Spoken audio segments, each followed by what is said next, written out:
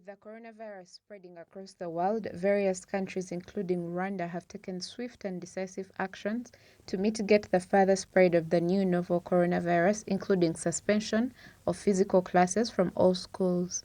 The technological troubles that come with lack of connectivity have been widely felt, and many students fear that the new shifts in education approaches could widen the already digital divide and equality gaps in terms of lack of access to education material.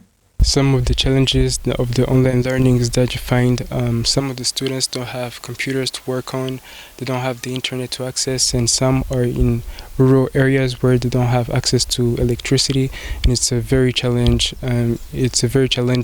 part when you're trying to access like online education. For those who don't have internet, I would say they remain lagging behind, especially in the coursework when you see your classmates are progressing, but you are still stuck in the process.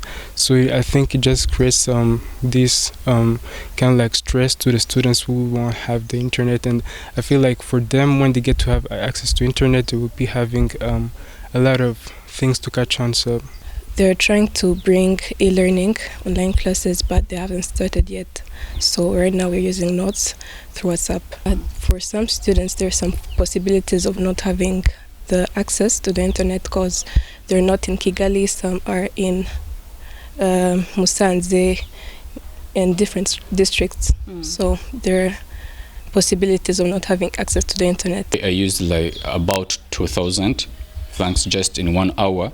So I was imagining if I am to do all the courses that I'm doing, because I'm doing more than 5 courses, so that will multiply to 16,000 plus. And if you regarding it with the economy that we are facing now, the challenges of the economy, it's going to be another case that is going to affect either me or my fellow colleagues.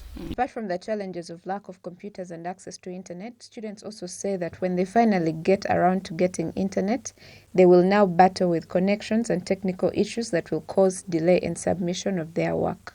We are experiencing this challenge of internet of being overloaded. Like if I'm going to submit my email, you find that my lecturer doesn't receive it because we are overloaded. We are many people sending assignments on that email, right? So if it's going to be received late, the lecturer is going to say that I've skipped the deadline and it's not going to be marked. So which is going to be another big challenge to both students and also lecturers at the same time.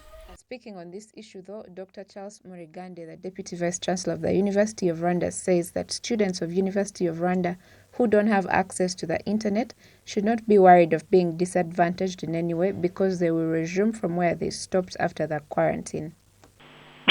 For the student engaging with the online materials, it is not considered by the university as having been taught.